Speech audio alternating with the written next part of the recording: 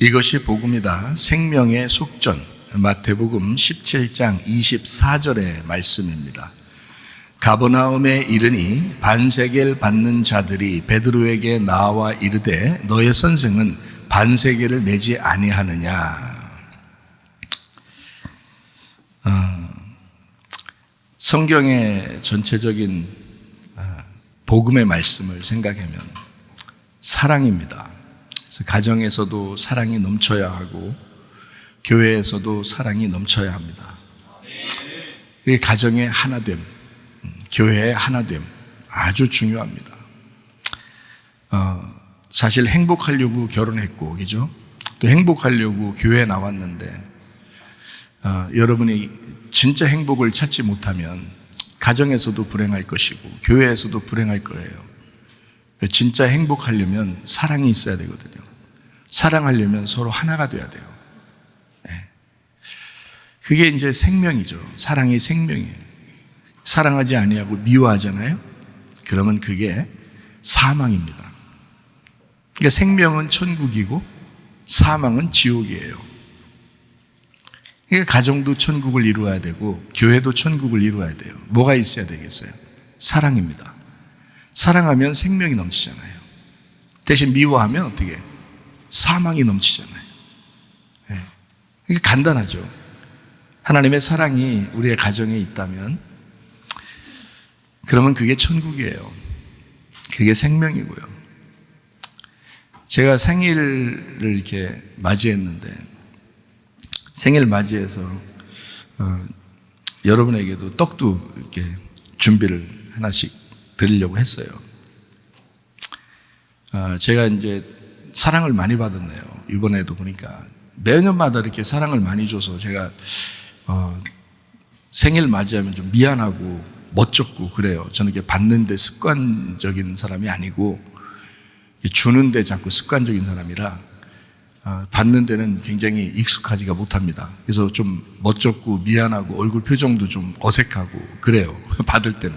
근데 줄 때는 상당히 기쁨이 있습니다. 막 좋고 행복하고 자연스러워요.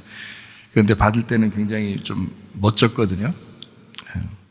아마 어릴 때 결핍이 좀 있어서 그런가 봐요. 근데 주님 만나서 그래도 많이 해소가 됐어요. 주님이 나의 목자가 되셔서. 사랑을 많이 받았어요. 그래서 참 제가 보니까 내가 이렇게 사랑받아도 되나 할 정도로 이렇게 사랑을 많이 받고 그래요. 저희 집사람이 저에게 선물을 하고 또 편지를 썼어요. 그래서 제가 한번 읽어드리려고 그래요. 편지를. 우리 집사람도 멋쩍으니까 지금 안절부절 못하네요. 보니까. 사랑하는 나의 베스트 파트너 목사님께 목사님 생신을 진심으로 축하드려요. 목사님 한 사람의 태어남으로 인해서 기쁘고 행복한 사람들이 얼마나 많아졌는지 목사님은 잘 모를 수도 있지만 나는 확실히 알고 있어요. 목사님의 태어남이 얼마나 복된 일인지요. 태어나 주셔서 우리 곁에, 나의 곁에 계셔 주셔서 너무 고맙고 든든해요. 늘 고맙고 미안하고 이 두 가지 마음이 제일 커요. 하나님의 사랑이 어떠할지를, 그 위로가 어떠할지를 목사님을 통해 간접적으로 많이 느껴요. 지나간 시절들, 함께 보낸 시간들, 어느 하나 나에게 소중하지 않았던 시간이 없었던 것 같아요. 내가 아프다고 힘들다고 징징거려도 많이 징징거렸지만 되돌아보면 목사님하고 지낸 시간들이 얼마나 소중한지 나도 나이가 들수록 느끼고 있어요.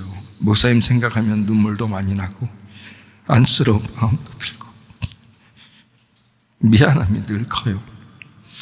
받은 것보다 늘 뭘 해주지 못한 것 같아서. 그렇지만 목사님 정말 사랑하고 아끼는 마음은 변함이 없어요. 내가 늘 섬김을 받으니 미안함이 더 큰 것이죠.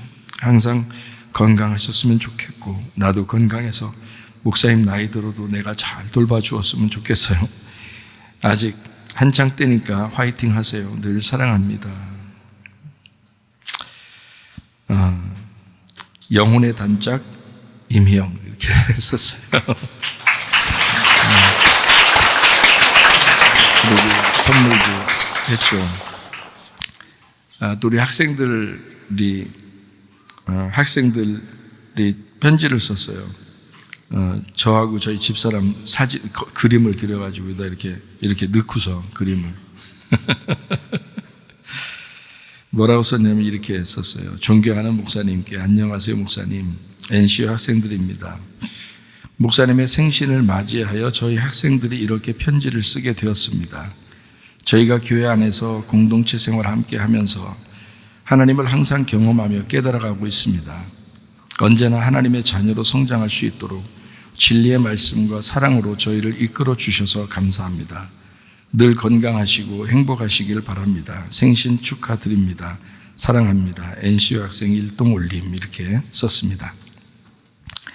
우리 학생들 생각에는 이 학생들이 진리를 알면 얼마나 알까.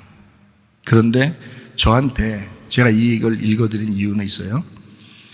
저한테 늘 감사하다고 항상 사랑한다고 고맙다고 하는 이유가 하나 있어요. 그게 바로 뭐냐면 진리를 가르쳐 주셔서 고맙습니다 그래요. 근데 이 아이들이 진리를 알면 얼마나 알겠어요. 어린데. 생각해 보세요. 진리라는 건 주님과 함께 십자가를 지심인데, 근데 이 아이들이 어린데 무슨 진리를 알면 얼마나 알겠어요. 그런데 저한테 늘 뭐라고 얘기하냐면 진리를 알게 해주셔서 고맙습니다. 진리를 깨닫게 해주셔서 고맙습니다.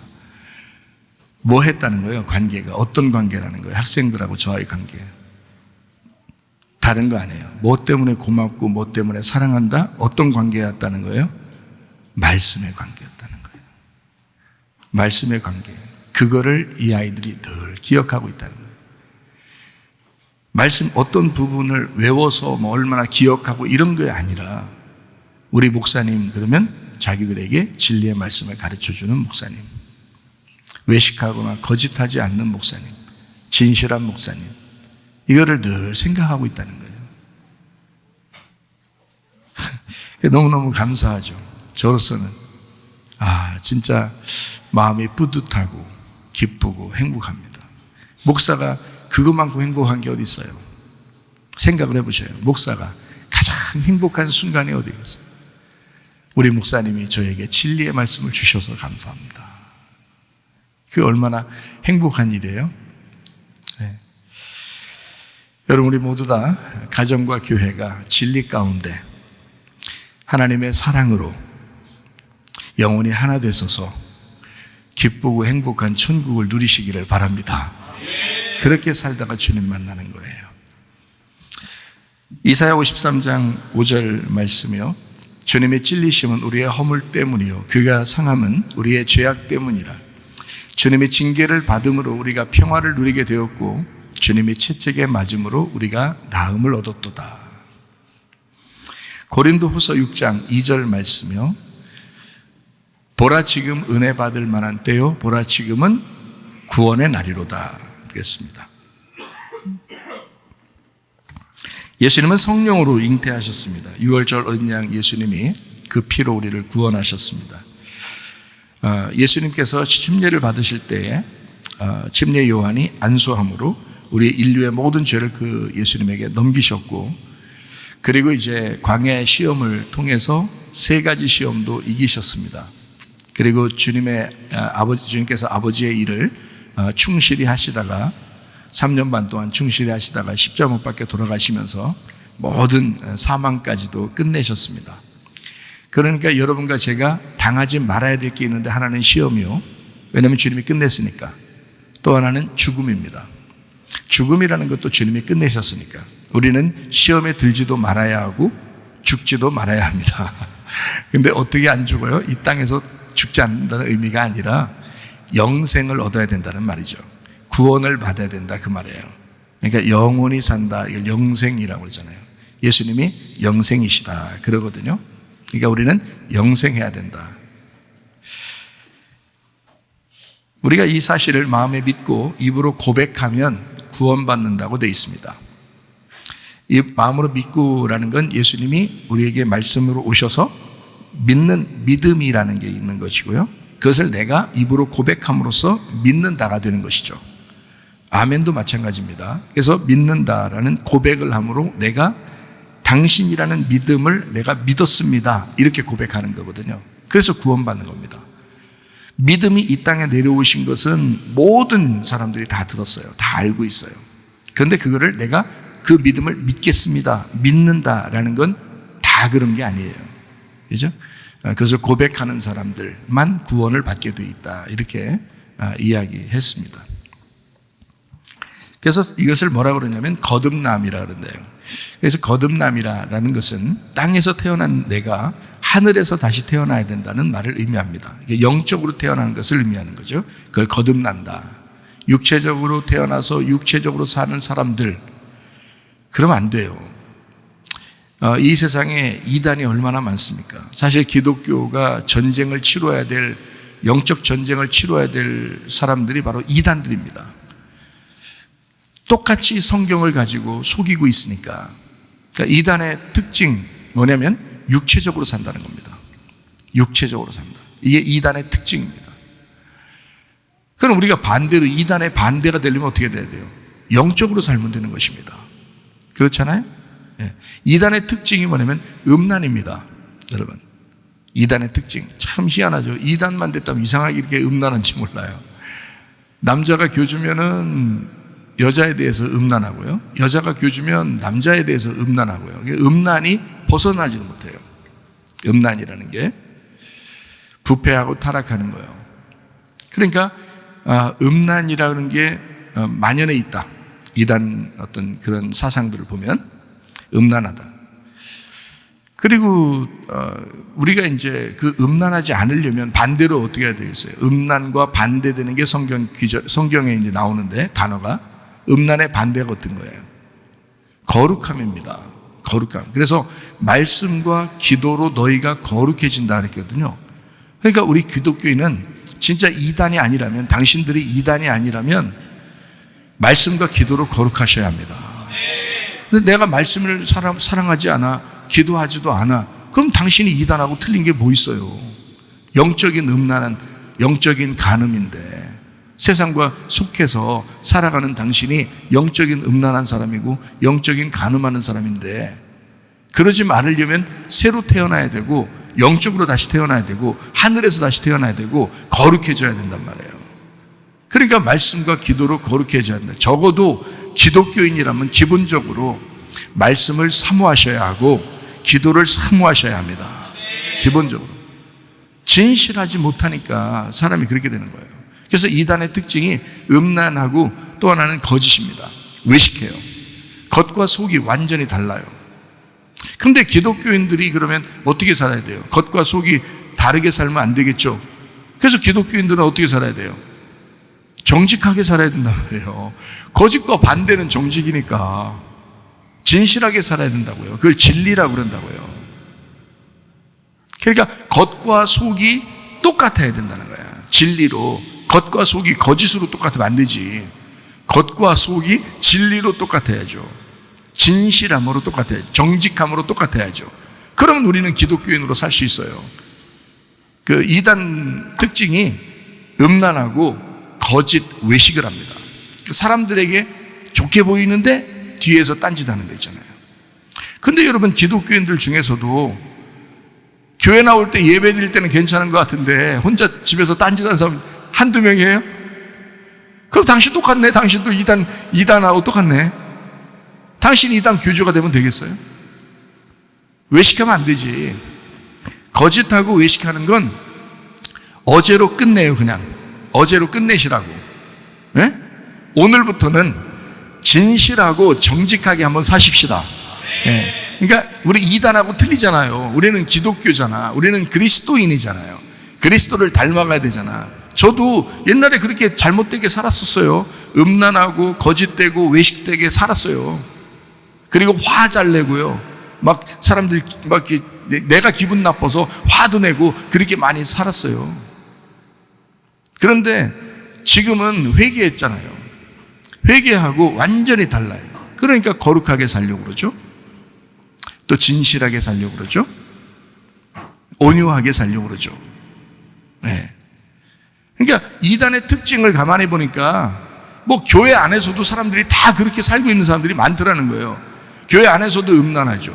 거짓하고 외식하죠. 그리고 막 서로 미워하고 뭐 왕따 시키고 폭력을 저지르고 싸우고 이러잖아요. 그거 다 이단들이 하는 짓들이에요. 그거 이단들이 음란하죠, 거짓하고 외식하죠, 그리고 폭력을 저지르고 살인하고 미워하고 그러죠. 그래요. 그 이단 똑같은 거예요. 기독교인은 반대가 돼야 돼. 외식적이지 말고 진실해야 되고요, 음란하지 말고 거룩해야 되고요, 폭력적이지 말고 미워하지 말고 왕따시키지 말고 사랑하고 용서하고 용납하고 서로 하나가 되고 온유한 심령을 가지셔야 합니다. 그러면 딱 되는 거예요.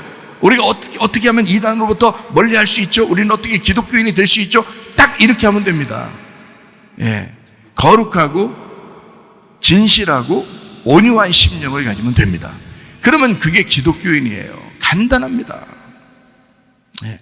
근데 마지막 때가 되면 점점점 이단 사상처럼 그렇게 살아가는 기독교인들도 많아져요. 그게 마지막 때예요. 그 말세에 그렇게 되는 거예요. 돈 욕심내죠, 음란하죠, 거짓하고 외식하죠, 다른 사람 미워하고 왕따시키고 그냥 속에 미워하는 게 살인이지 뭐예요. 미워하는 게 살인이라고요. 그게 살인하죠. 그 뭐 하는 짓이요? 교회 나와서 예배 드린다고 나오면서 그런 짓 하면 무슨 소용이 있어요? 안 되죠.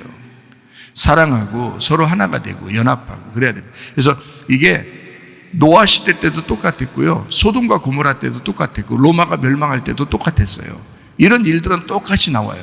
그리고 지금은 교회 안에서, 기독교 안에서 이단, 그러니까 기독교를 반대하는 어떤 이단들이 생겨난 거예요. 그런 사람들이니까 누가 생각해보세요. 아니 저렇게 엉뚱한 말하고 저렇게 엉뚱하게 하는데 어떻게 사람이 이단들한테 속아 넘어가지? 왜 그런지 아세요? 왜 속아 넘어가는지 알아요? 처음에 이 사람들이요, 친절하게 다가오기 때문에 그래요. 친절하게 다가오니까 친절해집니다. 친구가 돼요. 아주 친해집니다. 처음부터 가가지고 그냥 야 성경 공부하자, 처음부터 가가지고 야 내가 이런 생각을 가지고 있는데 이거 따로, 그렇게 하는 사람들이 아니에요. 처음엔 그런 거 얘기도 안 해요. 그냥 친구 되고 친하게 되고 아주 가깝게 됩니다. 가족보다 더 친하게 돼요 나중에. 그냥 결핍 있는 사람들이, 가족의 사랑도 별로 못 받은 사람들이 그런 사람들 만나면 얼마나 친해지겠어요. 친해지는 거야. 친해졌다가 나중에 한참 만에 성경을 조금씩 가르쳐주고, 아니면 누굴 만나게 해서 같이 이렇게 성경을 공부하게 하고 이러면서 그 길 빠져들어가는 거예요. 나중에 잘못된 걸 알아도 친해졌기 때문에 못 빠져나오는 거예요. 그게요. 이단이 그렇게 나옵니다. 그러니까 속이는 거죠. 미혹한다 그러죠. 그래서 미혹한다. 그래서 성경에도 미혹하는 자들이 많다 그래요. 그러니까 그렇게 유혹하는 겁니다. 막 처음부터 막 우는 사자같이 확 오는 것 같아요? 그렇지 않아요. 미혹합니다. 그렇기 때문에 속아 넘어가는 거예요. 처음에 무섭게 확 달려들면 도망가죠, 차라리. 그죠? 그렇게 하는 게 아니야. 접근하면 쓱 빠져들어가도록 그렇게 만드는 거예요. 가장 잘 빠지는 사람들이 누군지 알아요? 여러분, 우리 교회 나오는 지금 여기 앉아 계신 연세 드신 분들, 이렇게 되신 분들은 별로 안 빠져요. 그리고 이단에서 잘 안 꾸셔. 한물 같다 이거야. 한물 같다. 안 꾸셔요. 별로 유혹될 의미도 별로 없어. 아니, 유혹돼서 가분들 얼마 있으면 돌아가실 거, 뭘 그들이 꾸시겠어요? 생각해 보세요. 뭔가 다른 사람에게 영향을 끼칠 수 있는 사람을 꾸신다고요. 그렇지 않겠어요? 그래서 이단들이 가장 노리는 사람이 누구냐면 대학생들입니다. 대학생 처음에 딱 들으면 그에게 가장 친절하게 접근하는 사람이 그럴 가능성이 많습니다. 거의 이단들은 대학생들을 유혹합니다. 가장 젊잖아요. 할 일이 많잖아요. 앞으로 써먹을 게 많잖아요. 마귀가 유혹해도 그런 식으로 유혹합니다. 여러분. 그리고 직장인들, 그리고 결핍이 많은 가정주부들, 젊은 가정주부들, 할머니 이런 거 아닙니다. 할머니들은 잘 안 해요. 그리고 이단 교주들이 가르치는 걸 들어봤거든요. 이렇게 이제 우리는 이단 교육, 이단 조심하는 그 경계 세미나 이런 목사님들은 그런 게 많아요. 공부하는 게. 그 신학교에서도 이단에 대해서 제가 공부를 많이 했어요. 그래서 좀 아는데 그 이단 교주들이 가르치는 게 할머니 할아버지들은 꼬셔오지 마라 이래요. 불편스럽거든요. 와봐야 불편스러워. 밥축 내고 그러면 불편스러우니까 안 돼. 오지 말라. 오게 하지 마라 이러고요. 대학생들을 모셔와라. 대학생들 데려와라. 젊은 고등학생들, 대학생들 얘들 데려와라. 그리고 집에서 왕따 당하는 그런 가정주부들 데려와라. 교회에서 왕따 당하는 그런 사람 데려와라. 이렇게 얘기해요. 진짜로 이단들이요. 그래서 교회에서도 기독교 교회에서 미워하니까 어떤 사람 미워하니까 자기 사랑받지 못하는 거예요. 결핍이 생기는 거예요. 누가 막 친절하게 대해줘요. 거기에 싹 이렇게 빠져들어가죠. 진짜 말씀으로 딱 무장되지 않은 사람들은 거의 다 빠져나요. 근데 성경을 뭐 안 와요. 교회에서 다니는 사람들이 많이 안 와요. 잘 모르죠. 그러니까 그 사람들이 성경을 잘 가르쳐주면서 이렇게 데려가는 거예요. 그러니까 젊은 애들이 굉장히 조심해야 돼요. 우리 교회에서 뭐 중학교, 고등학교, 대학교 이 아이들을 굉장히 조심스럽게 가르치고 이 아이들을 이렇게 생활을 사랑하게 하고 서로 이렇게 잘 교회에서 돌봐주고 하는 것은 진짜 이 영혼들을 보호하기 위해서 그런 거예요. 영혼들을 보호하기 위해서. 제가 그거 아니까. 이단들이 얼마나 교묘하게 이 어린 학생들하고 청년들을 데리고 가는지를 아니까. 우리 교회에 다니는 아이들만큼은 좀 보호해줘야 되겠다 싶어서 그렇게 하는 거예요. 실제예요.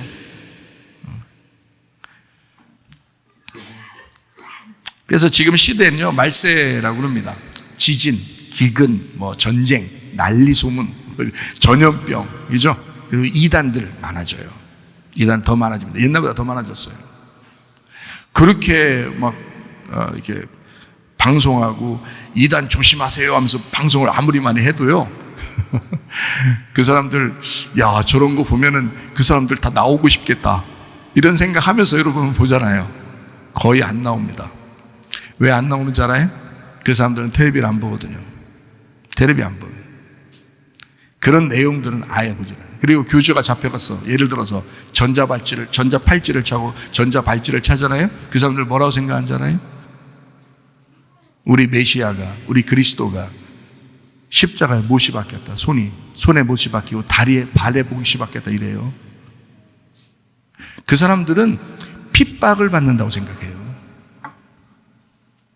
그리스도가 그 시대에 핍박받은 것처럼 우리의 메시아도 지금 핍박을 받는다 이렇게 생각해요. 그 정도로 심각한 게 이단 세뇌입니다. 여러분 참 놀랄 노짜죠 진짜. 네? 그리고 텔레비를 안 봐요. 메시아가 감옥에 가도요, 자기들 믿는 메시아가 교주가 감옥에 가도 우리 그리스도가 예수님이 감옥에 갇혔다, 핍박을 당하고 있다 이래요. 그래서 기도하고 옵니다. 나올 때까지 기도하고. 정말 놀랍죠. 예, 여러분 자기 자신들을 잘 지켜야 되고 지금은요. 그러니까 자녀들 잘 보호하셔야 됩니다. 영적으로요. 여러분 진짜예요. 제가 성문 기도학교 이거 하나님께서 하라고 하시는 거 이거 정말 영혼 구원하려고 한 거예요. 정말 영혼 보호하려고 하나님께서 하시라고 한 거예요. 네. 그래서 이 사람들이 왜 그런 현상들이 자꾸 벌어지냐면요. 이 사람들이 마지막 때가 되면 더 그렇지만 예전에도 그랬어요. 이게 예전에도 이단은 항상 있었죠. 그런데 그때도 그렇고 지금 마지막 때도 그렇고 그 사람들이 그렇게 할 때 사람들이 빠져나오지 못하는 이유가 있어요. 친절해서 그렇다고 했지 하나는 또 한 가지는 영이 붙들려 있어서 그런 거예요. 미혹의 영이라는 귀신이 있습니다. 여러분 미혹의 영이라는 귀신이 있어요. 여러분 넘어뜨리는 건 일도 안 해요. 그러니까 시험 들었다, 자기 시험 들었다 이런 건 진짜 어디가 자랑하지도 마시고 제 앞에서는 꺼내지도 말아요. 시험 들었다는 얘기는 미혹의 영이 들어왔다는 얘기예요. 예수님이 광야에서 3번이나 그 시험을 이겼는데 왜 시험 듭니까? 여러분이 예수 믿는다면서, 예수를 따라가면서, 예수를 주인이라고 믿으면서 어떻게 시험 듭니까? 말도 안 되는 소리죠. 교회를 그렇게 많이 다녀놓고 시험 듭니까? 완전히 자기를 합리화하는 거예요. 변명하는 거예요. 그거 미혹의 영에 빠지기 쉽습니다. 미혹의 영이라는 귀신이 있기 때문에 이단에게 딱 접촉하면요 못 빠져나오는 거예요. 그래서 영이 그 사람을 지배하기 때문에 이단 교주도 멀쩡한 놈이 왜 멀쩡한 여자가 멀쩡한 남자가 왜 자기가 예수라고 그러고 자기가 막 하나님이라고 그러고 왜 그러는지 알아요? 미혹의 영에 사로잡혔기 때문에 그래요. 귀신입니다. 그래서 영이 붙들려 있어서 그래요. 영에게. 그 귀신의 영에게 붙들려서 그런 거니까. 여러분과 저는 성령으로 충만하셔야 합니다. 미혹의 영에 붙들리지 않도록 여러분 자녀들이 보호받을 수 있는 방법 딱 한 가지밖에 없어요. 성령 충만하셔야 합니다. 여러분도 보호받아야 돼요. 영이 보호받으려면 성령 충만하셔야 돼요. 그거 하나밖에 방법이 없어요. 여러분 성령 충만하려면 뭐 해야 돼요? 하나님 말씀 사모해야 돼요. 기도해야 돼요. 이 두 가지가 거룩해지는 것입니다.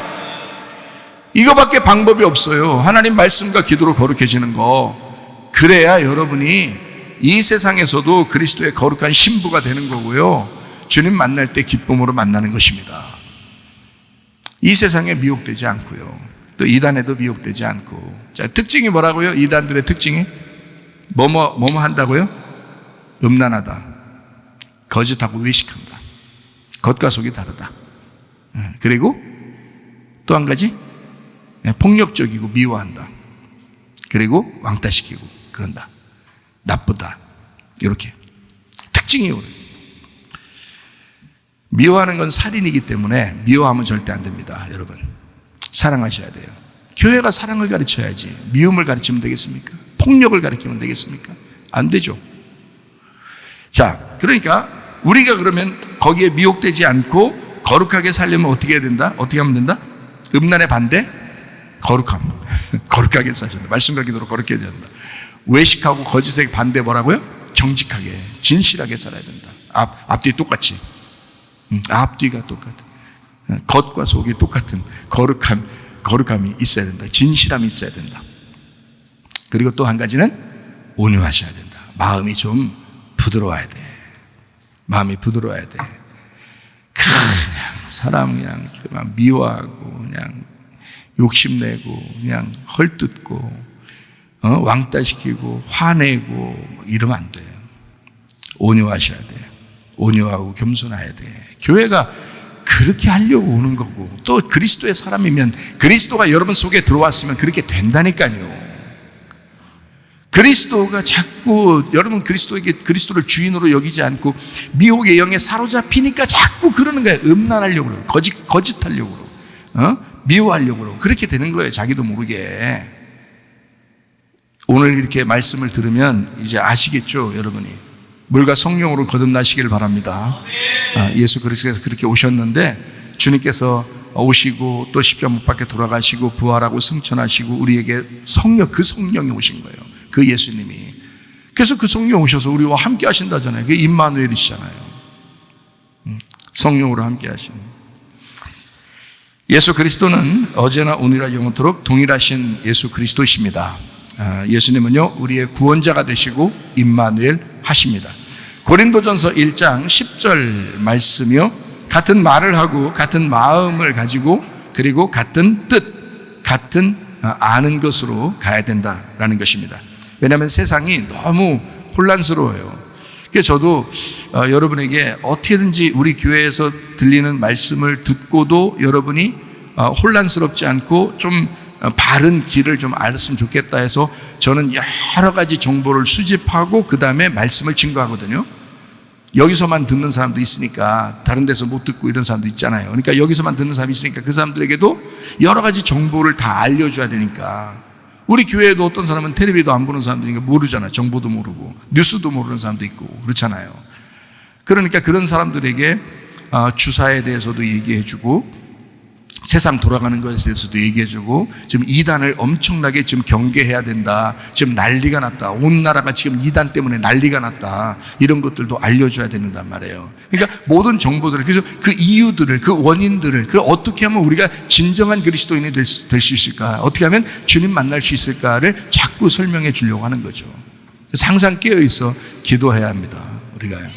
사도행전 4장 12절 말씀이요. 다른 이로서는 구원을 받을 수 없나니 천하 사람 중에 구원을 받을 만한 다른 이름을 우리에게 주신 일이 없다 그랬습니다. 예수님이라는 이름입니다. 갈라디아서 2장 20절 말씀입니다. 그리스도의 믿음으로 말미암아 살아간다. 우리가 육체 가운데 사는 것은 내 믿음이 아니라 그리스도의 믿음으로 살아간다 했습니다. 내 믿음 아닙니다. 그리스도의 믿음으로 살아가야 여러분 넘어지지 않습니다. 그러니까 여러분이 시험 들었어요. 나 시험 들었어요. 나 힘들어요. 요즘 어려워요. 이런 사람들은요, 지금 자기 믿음으로 살았다는 얘기입니다. 자기 믿음으로. 그러니까 그리스도의 믿음으로 살아가면 자기 믿음이 사라지고 그리스도의 믿음이면 시험 들지 않습니다. 여러분. 절대 시험 들지 않아요. 교회 제대로, 우리 교회 말씀 제대로 들으면요, 제대로 듣고 순종하려고만 하면 시험 안 듭니다. 진짜예요. 여러 사람이 저에게 연락도 오고 증명하고 있거든요. 사실은. 우리 교회만이 아니라 다른 데서도 듣고서 증명을 합니다. 그렇다고. 그러니까 말씀만 제대로 듣고 순종하려고만 하면요, 시험 들 필요도 없고 시험 들지도 않습니다. 그러니까 우리 교회에서 시험 들었다 하면 여러분이 아직은 말씀을 듣지 않았거나 말씀 들어도 까먹었거나 말씀을 사모하지 않는 사람이기 때문에 그렇습니다. 말씀과 기도로 거룩해져야 되는데 말씀을 사모하지 않았으니 오만 잡생각들이 다 들어가는 거고, 그러다 보니까 여러분을 미혹하는 거고, 그러다 보니 시험에 드는 것입니다. 요한일서 4장 8절 16절 말씀이요, 하나님은 사랑이라. 사랑 안에 거하는 자는 하나님이 같이 거하고요, 사랑하지 않는 사람은 하나님이 같이 거하지 않는다 그랬습니다. 그러니까 사랑이 완성이에요. 성경의 모든 건 사랑. 그러니까 여러분 사랑하려고 해보세요. 그러면 진실로 가정이 하나 될 것입니다. 사랑하려고 해보세요. 그러면 교회가 진실로 하나 될 것입니다. 목장이 하나 될 것입니다. 걱정할 거 하나도 없어요. 사랑하면 됩니다. 사랑하면 완성됩니다. 하나님이 사랑이면 완성이라고 했으니 진짜 사랑하면 다 되는 거죠. 사랑하지 않으려고 그러는 거니까, 반대하니까 그런 거죠. 사랑에 반대, 미워하니까 그런 거죠. 미워하니까. 그러지 마세요. 왕따 시키지도 마시고 왕따 당하지도 마세요. 그리고 여러분은 사랑하시기 바랍니다. 서로 연합하시기를 바랍니다. 서로 하나 되시기를 바랍니다. 마태복음 17장 24절 말씀, 너희 선생은 성전 세금을 내지 아니하느냐, 이런 말이거든요. 주님은 사람들의 손에 넘겨져 돌아가실 것이고 셋째 날에 일으켜 주실 것이다, 이렇게 말씀하시면서 반세계일 얘기를 하는 겁니다. 마태복음 17장 22절 23절 말씀 보겠습니다. 갈릴리에 모일 때 예수께서 제자들에게 이르시되 인자가 장차 사람들의 손에 넘겨져 죽임을 당하고 제3일에 살아나리라 하시니 제자들이 매우 근심하더라, 이렇게 하면서 24절에 반세계에 대한 이야기를 한 것입니다. 예수님이 그러니까 죽임 당하고 그리고 부활할 거야 라는 그런 이야기를 하시면서 반세계일 얘기를 한 거예요. 이 반세계일이라고 하는 게요, 성경에 굉장히 중요한 내용입니다. 반세계일이라는 게요. 왜 이 반세계일이 이렇게 중요하냐면, 출애굽기 30장 13절 말씀을 보면 무릇 계수 중에 드는 자마다 성소의 세겔로 반세겔을 낼지니 한 세겔은 20게라라. 그 반세겔을 여호와께 드려라 라고 되어 있습니다. 원래 성전 세금 누구나 다 내는 생명의 속전입니다. 이게 반세겔을 내라고, 그러니까 다 내야 된다는 뜻입니다. 그리고 백성들의 인구 셀 때도 이 생명의 속전을 내야 합니다. 반세겔. 생명의 속전을 내고 그 다음에 인구를 세라는 거예요. 숫자를 세라는 거예요. 그러니까 이 생명의 속전을 낸 사람을 구원받은 사람이라 부르고, 그 구원받은 사람의 숫자를 셀 때 반세계를 내고 인구를 세어야 됐다, 이렇게 하는 것입니다.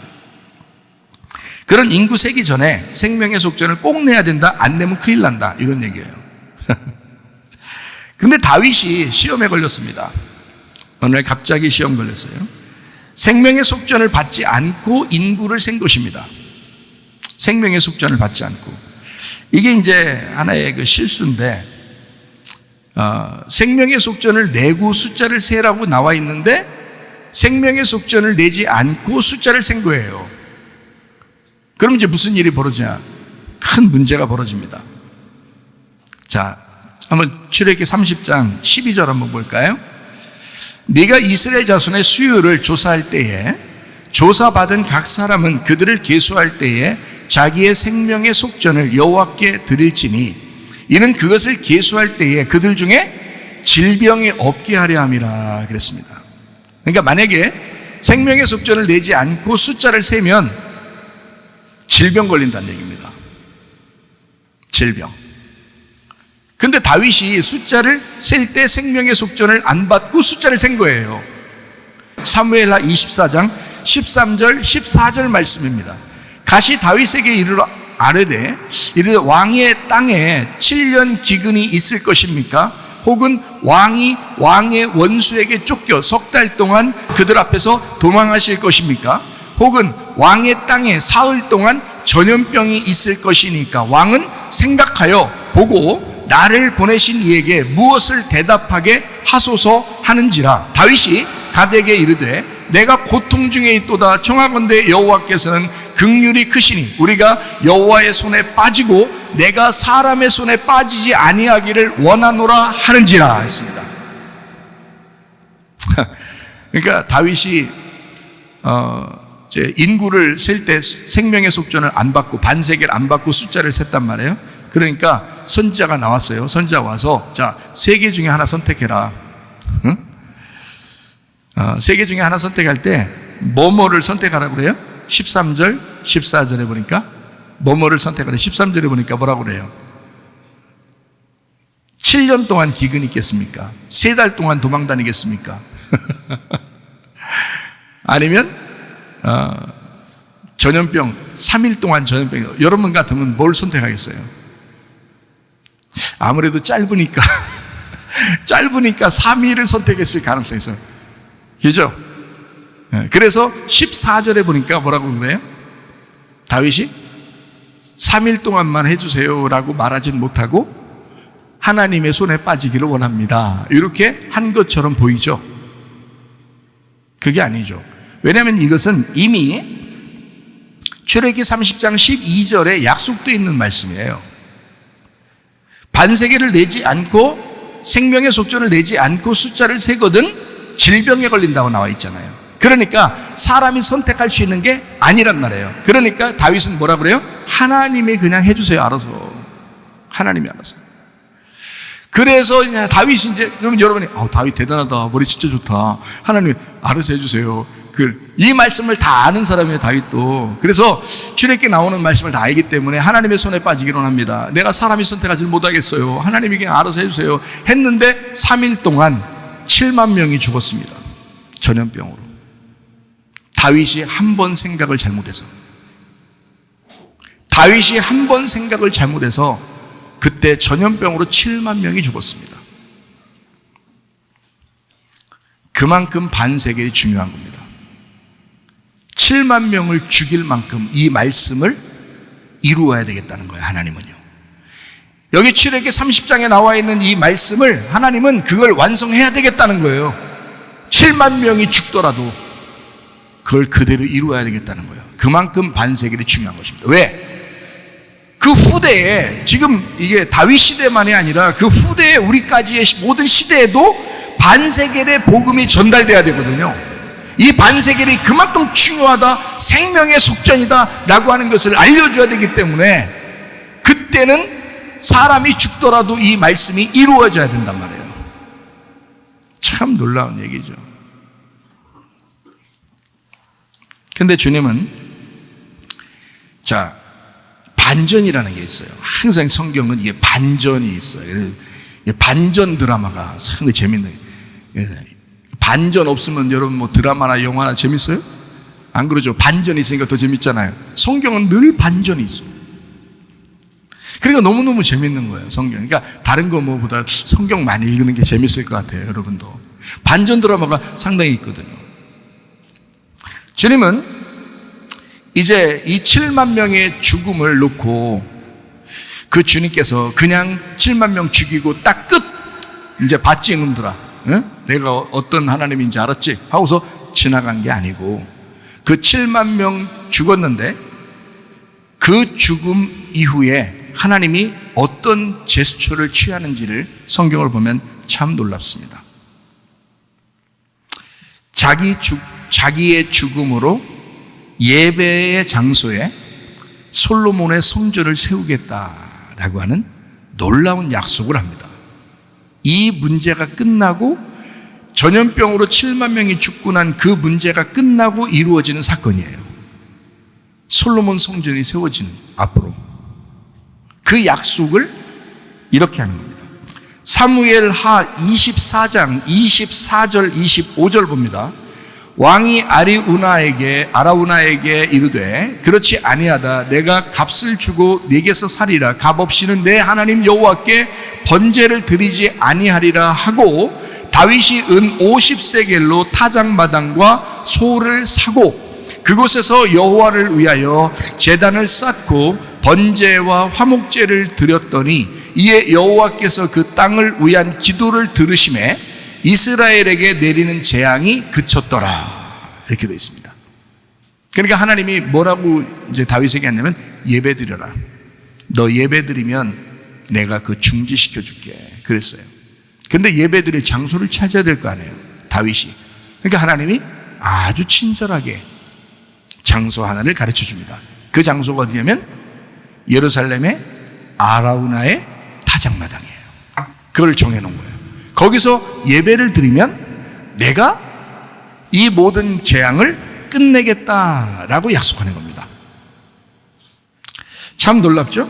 자, 이 장소 아라우나의 타작마당이라는 그 장소 역대하 3장 1절 솔로몬이 예루살렘 모리아산에 여호와의 전 건축하기를 시작하니 그곳은 전에 여호와께서 그의 아버지 다윗에게 나타나신 곳이요 여보스 사람 오르난, 이게 아라우나입니다.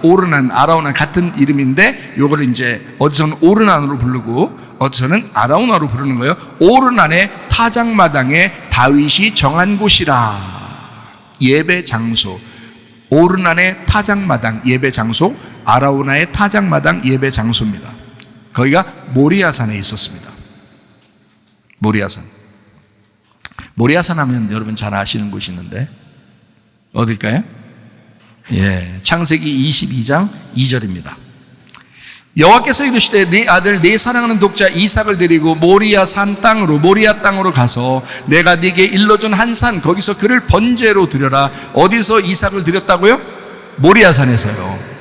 그 모리아산에 그 이삭을 드렸던 예물 드렸던 제사 드렸던 그 장소를 오랜 시간이 지나면서 다 잊어버리고 있었던 거예요.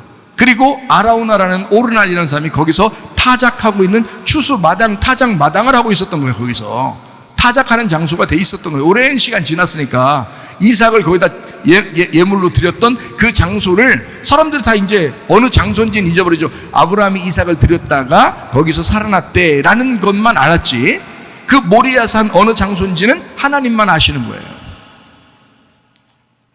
그러니까 하나님이 그곳에서 예배드리기를 바랬던 거예요.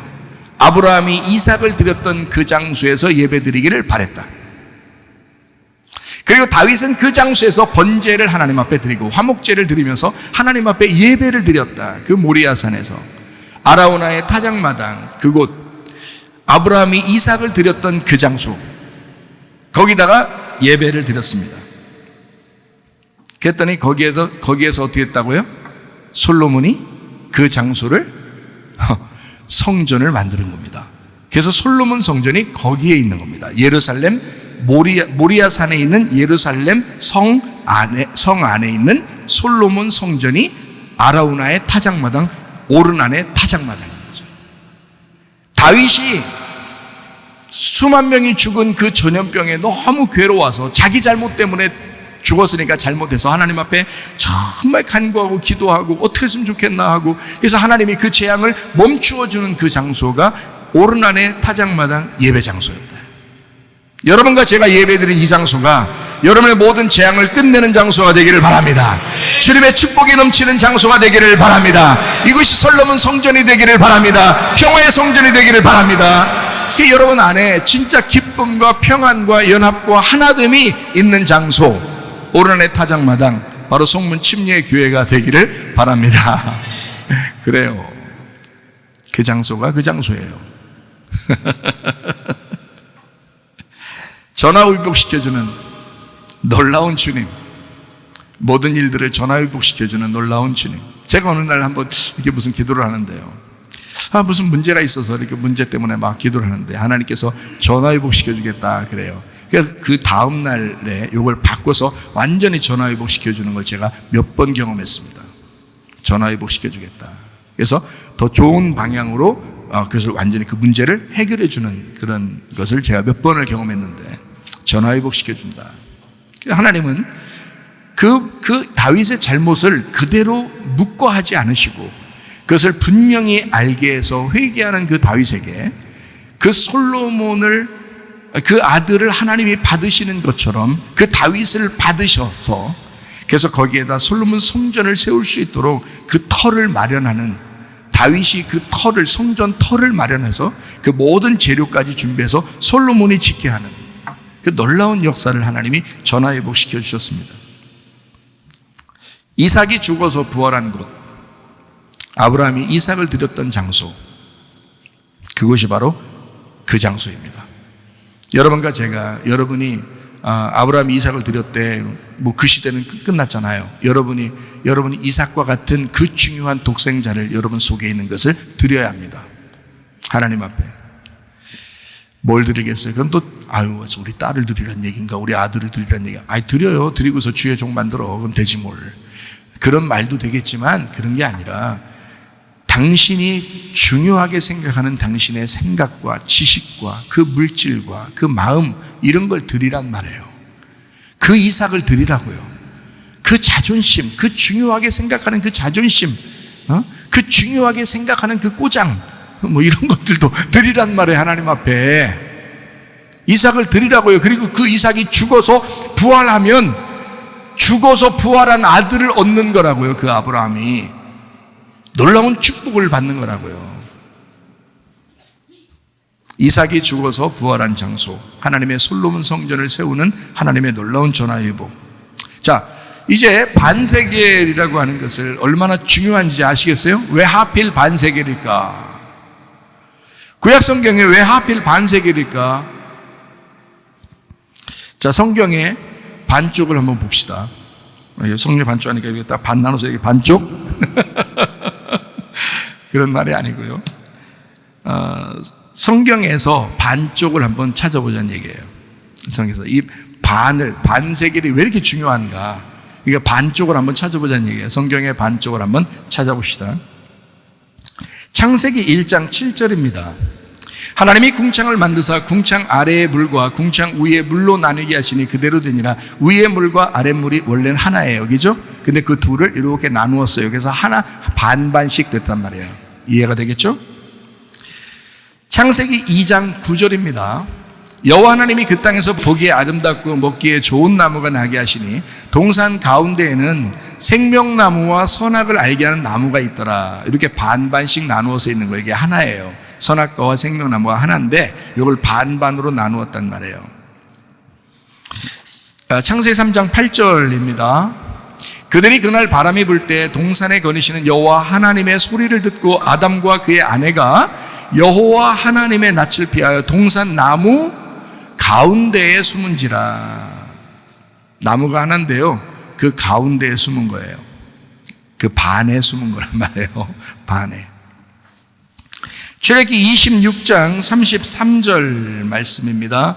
그 휘장을 갈고리 아래에 늘어뜨린 후에 증거궤를 그 휘장 안에 들여놓으라. 그 휘장이 너희를 위하여 성소와 지성소를 구분하리라. 이렇게 나눈 거라 이 말이에요. 반씩 나눴죠. 히브리서 10장 20절 말씀입니다. 그 길은 우리를 위하여 휘장 가운데로 열어놓으신 새로운 살 길이요 휘장은 곧 그의 육체니라. 예수님을 휘장으로 여겼다. 그래서 그걸 반으로 찢었다. 이렇게 돼 있죠. 예수님을 그래서 반으로 찢고 우리가 성소에서 지성소로 들어가게 되었다. 이런 말이죠. 자, 출애굽기 34장 33절 봅니다. 모세가 그들에게 말하기를 마치고 수건으로 자기 얼굴을 가리더라. 이렇게 얼굴을 가리니까 수건으로, 그러니까 저쪽 사람과 모세하고 이렇게 나눠진 거죠. 이게 반으로 나눠진 겁니다. 35절입니다. 이스라엘 자손이 모세 얼굴의 광채를 보므로 모세가 여호와께 말하러 들어가기까지 다시 수건으로 자기 얼굴을 가리더라. 이렇게 반으로 나누었다 이 말이에요. 반에 대한 복음입니다. 이거를 잘 알려면 고린도후서 3장 13절부터 18절까지를 보면 압니다. 우리는 모세가 이스라엘 자손들에게 장차 없어질 것에 결국을 주목하지 못하게 하려고 수건을 그 얼굴에 쓴 것 같이 아니하노라. 그러나 그들의 마음이 완고하여 오늘까지도 구약을 읽을 때에 그 수건이 벗겨지지 아니하고 있으니 그 수건은 그리스도 안에서 없어질 것이라. 오늘까지 모세의 글을 읽을 때에 수건이 그 마음을 덮었도다. 그러나 언제든지 주께로 돌아가면 그 수건이 벗겨지리라. 주는 영이시니 주의 영이 계신 곳에는 자유가 있느니라.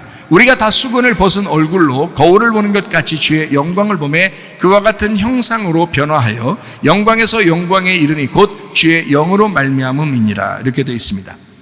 누가 벗겨준다고요? 누가 오면 벗어진다고? 예수님이 오면 벗어진다고요. 그러니까 나누어진 것들이 반세겔이 예수님이 오면 해결된단 말이에요. 그 전에는 반세겔로서 이해가 안 되도록 만들었다. 그래서 수건으로 덮으면 나누어지고 모세가 광채가 있으니까 사람들이 쳐다볼 수가 없다. 하나가 되면 이게 수건이 벗겨지면요 못 쳐다본단 말이에요. 구약은 깨달을 수 없도록 만들어놨다고. 누가 올 때까지? 예수님 올 때까지. 그래서 예수님 오면 수건이 벗겨지고 하나가 된다는 것을 알려줘. 그래서 그 구약에는 반세겔인데 반세겔의 복음을 예수님이 와야 반세겔의 복음을 풀어준단 말이에요. 이해가 되겠죠? 네, 그게 수건 벗겨지는 얘기입니다.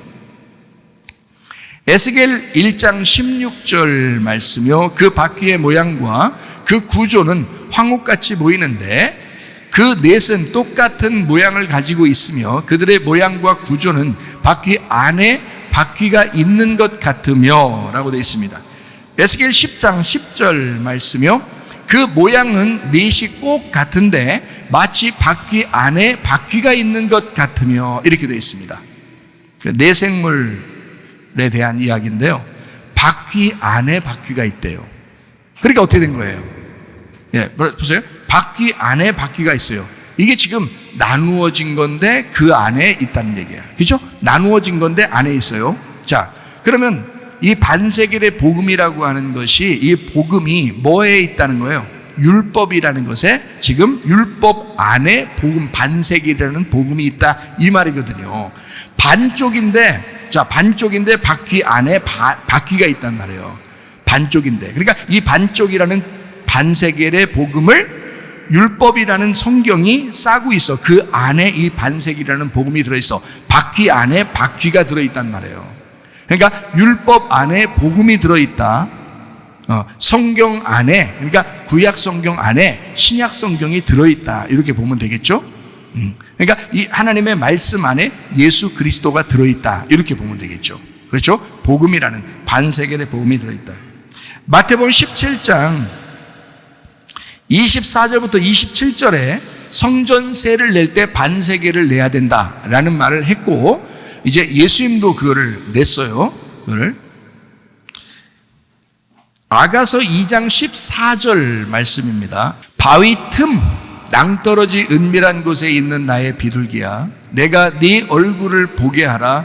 네 소리를 듣게 하라. 네 소리는 부드럽고 네 얼굴은 아름답구나. 이거 바위 틈 은밀한 곳에 있는 나의 비둘기야, 이런 노래가 우리 교회에서 만든 노래가 있죠. 이 바위 틈이 벌어졌단 말이에요. 틈이 벌어졌으면 그럼 이쪽과 이쪽이 어떻게 해요? 반쪽으로 나눠졌다는 얘기죠. 그죠? 그게 복음이란 말이에요. 주님의 그 복음 안에 있는 비둘기야 라는 말이고요. 이게 틈이 벌었어요. 반세겔입니다. 이렇게 나눠졌어요. 자, 그러면 이제 반이라고 하는 것을 한번 성경을 몇 가지를 한번 찾아보는데, 누가복음 10장 30절 말씀, 예수께서 대답하여 이르시되 어떤 사람이 예루살렘에서 여리고로 내려가다가 강도를 만나매 강도들이 그 옷을 벗기고 때려 거의 죽은 것을 버리고 갔더라. 이 말에서 거의라는 말이요, 거의라는 말이 없습니다. 이 말이 없고 여기 있는 단어는 반이 죽은 것을 버리고 갔더라 이렇게 되어 있습니다. 반쪽이 죽은 것을 버리고 갔더라 이렇게 된 거예요. 자, 그럼 여기서 반이 죽었다 할 때 그 반 죽은이라는 말이 헤미다네스라는 단어거든요. 헤미다네스. 이 헤미다네스라는 단어가요, 헤미쉬라는 단어하고 드네스코라는 단어의 합성어입니다. 헤미쉬라는 단어는 절반이라는 단어예요. 절반. 그러니까 이 사람을 강도가 때렸는데 얼마나 때리면 딱 반을 죽인 거예요. 반을. 이 반 죽은 사람들. 여러분 이렇게 우리나라도 이렇게 바람풍 이런 거 걸리고 이러면 어떻게 반이 딱 죽잖아요. 그러면요, 그 반이 죽은 사람, 이 절반 강도 만난 자처럼 그렇게 된 겁니다. 주님이 찾아오셔서 사랑하십니다. 여러분. 그 이상하게 볼 필요 없어요. 자, 헤미쉬라는 이 절반이라는 단어가요, 하마에서 왔거든요. 이게 또한, 함께, 같은, 모두라는 말에서 온 거예요. 그러니까 이 반은요, 원래 반이 나누어져서 있는 게 아니에요. 하나인데 반으로 나눠진 거예요. 하나인데 반으로 나눠진 거. 이 하나인데 반으로 나눠졌다는 말은 무슨 말이냐면, 원래 하나인데요, 거기서 반을 나눈 것을 얘기합니다. 그 반쪽. 그거를 반, 이렇게 말하는 거예요. 그러니까, 강도 만난 자는 어떻게 죽은 거냐면요, 원래 하나였는데, 반쪽을 죽인 거예요. 원래 하나. 그럼 원래 하나가 뭐예요? 선한 사마리아인이 강도 만난 사람을 어떻게 잘 치료해 주죠. 근데 거기서 말하는 이 반쪽이라는, 반이 죽었다는 말은 누가 죽었다는 얘기예요, 그러면? 선한 사마리아인의 반이 죽었다는 얘기예요. 이 말이에요. 정확하게 말하면. 선한 사마리아인의 반. 그래서 자기의 반을 고쳐주는 거예요. 이게요. 놀라운 복음입니다. 그래서 헤미쉬라는 단어, 그리고 드네스코는 뭐 죽는다는 의미인데요. 영적으로도 죽는다, 이런 의미를 가지고 있고요. 근데 헤미쉬라는 이 절반이 하마, 똑같이 하나였는데 이 말이에요. 똑같이 하나였는데 딱 반, 이 말이에요. 그게 헤미다네스, 절반이 죽은 사람을 보고 그걸 놓고 버리고 갔더라. 그 반쪽은 누구를 얘기하면 그 사람을 얘기하는 거예요. 그 한 사람이 반이 죽은 겁니다. 그러니까 요 반이 죽은 사람도 요 지금 멀쩡한 사람과 같은 거죠. 이해가 돼요? 자, 멀쩡한 사람은 누구예요? 선한 사마리아인이죠. 선한 사마리아인은 멀쩡한 사람이고, 강도 만난 사람은 어떻게 해요? 예, 그 반 죽은 선한 사마리아인의 반이 죽은 그 선한 사마리아인이란 말이에요. 무슨 말인지 알겠어요? 자, 그 반이 죽은 그 사람을 치료해주러 온 선한 사마리아인과 하나였던 사람이에요. 하나였던 사람인데 이게 반이 죽은 거예요.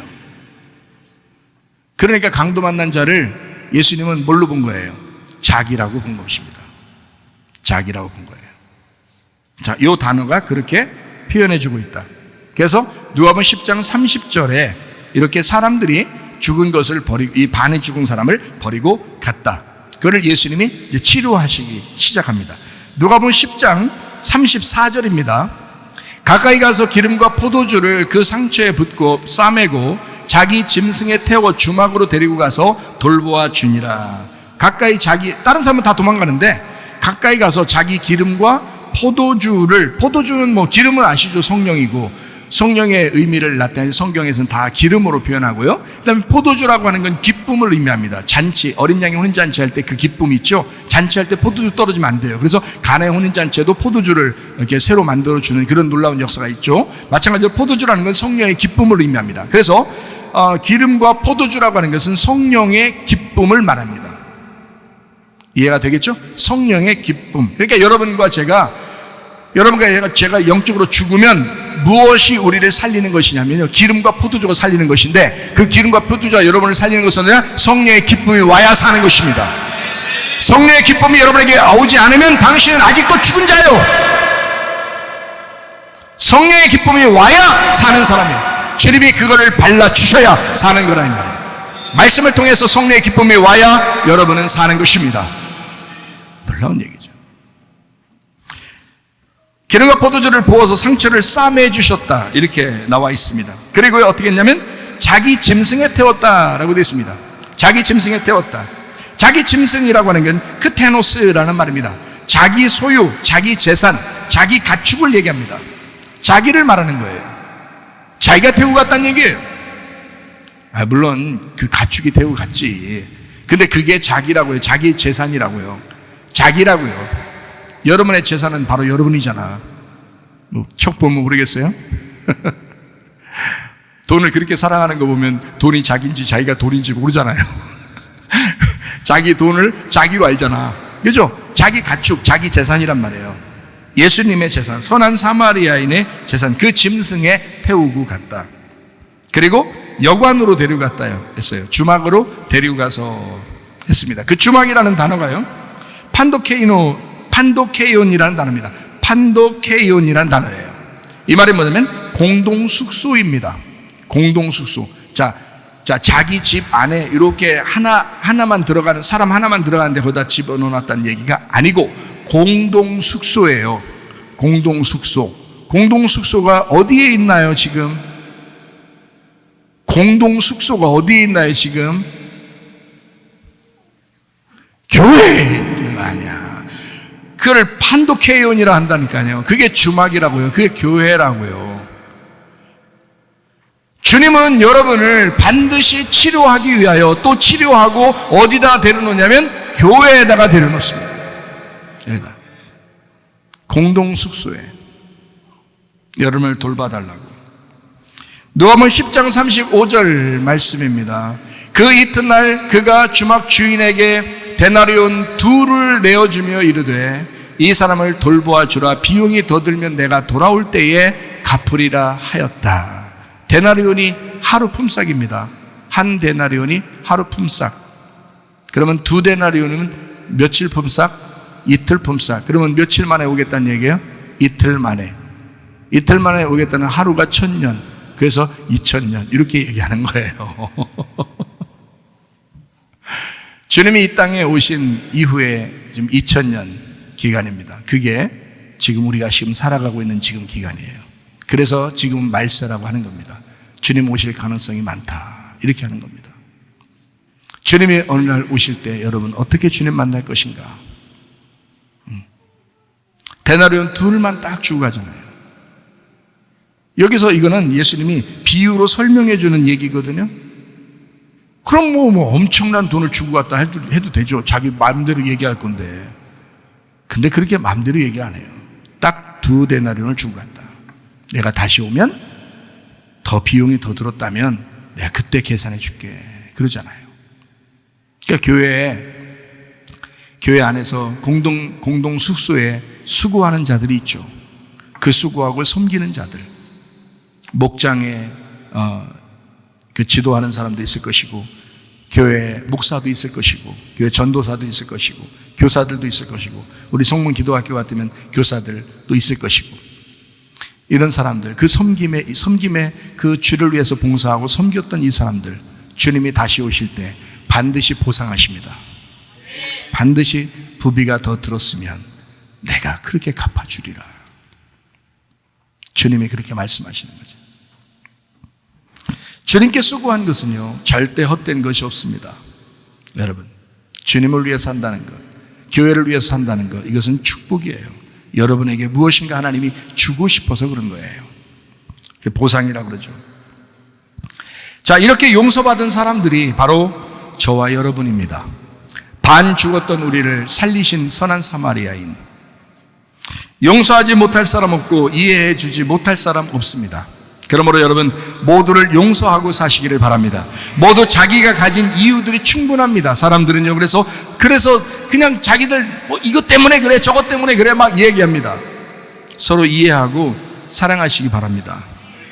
1만 달란트 빚진 자가 탕감받았을 때 1만 달란트 빚진 자, 예수님과 관계 있다는 얘기예요.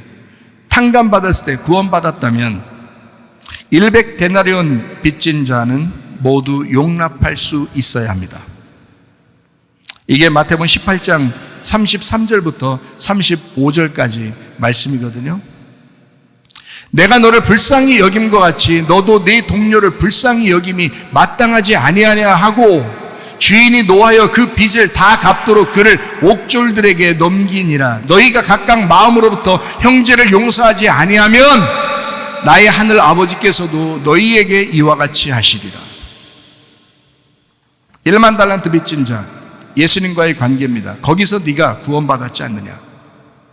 그러면 100데나리온 빚진 자, 이건 성도들과의 관계, 서로의 관계, 가족들과의 관계입니다. 이것을 모두 용납하고 용서할 수 있어야 되지 않겠느냐라는 말입니다. 마태복음 17장 27절 읽고 마치도록 하겠습니다. 그러나 우리가 그들이 실족하지 않게 하기 위하여 네가 바다에 가서 낚시를 던져 먼저 오르는 고기를 가져 입을 열면 돈 한 세겔을 얻을 것이니 가져다가 나와 너를 위하여 주라 하시니라. 성전 세금을 내라고 하는 사람들, 그리고 베드로라는 사람이 있었습니다. 근데 성전세를 내라고 하는 사람도 믿음이 없는 거고, 그걸 낼 것이다 라고 말하는 베드로도 믿음이 없는 것입니다. 그 믿음 없음을 예수님은 정확하게 간파하셨습니다. 베드로도 너도 믿음이 없구나, 그래서 나보고 성전세를 내라고 하는 그 사람들도 믿음이 없구나, 그 믿음 없음을 정확하게 아셨단 말입니다. 다시 말하면 자기가 반세겔 생명의 속전으로 왔다고 하는 그 진리에 집중하게 하기 위해서 이 말씀들을 한 것입니다. 그 반세겔 되시는 주님, 자기가 생명의 속전으로 이 땅에 반세겔로 오셨다. 나의 반쪽 되신 그 주님이 우리와 함께 하나 되기를 소원합니다. 그래서 여러분 가정도 그리스도 예수 안에서 하나 되기를 바라고, 교회도 그리스도 예수 안에서 하나 되기를 바랍니다. 생명의 속전, 그 반세계 주님을 정확하게 믿음으로 믿고 구원받으시기를 바랍니다. 주님의 마음 닮아서 이웃을 사랑하는 교회,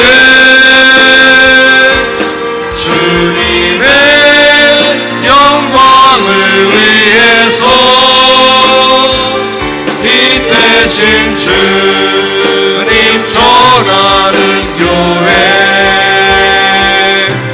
사랑의 불꽃이 활짝 피어나 날마다 사랑에 빠지는 교회, 주께서 사랑하는 우리 교회가 이런 교회 되게 하소서.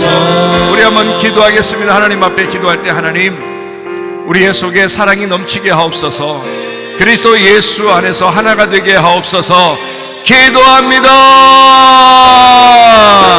우리 하나님 아버지여, 사랑과 은혜를 감사를 드립니다.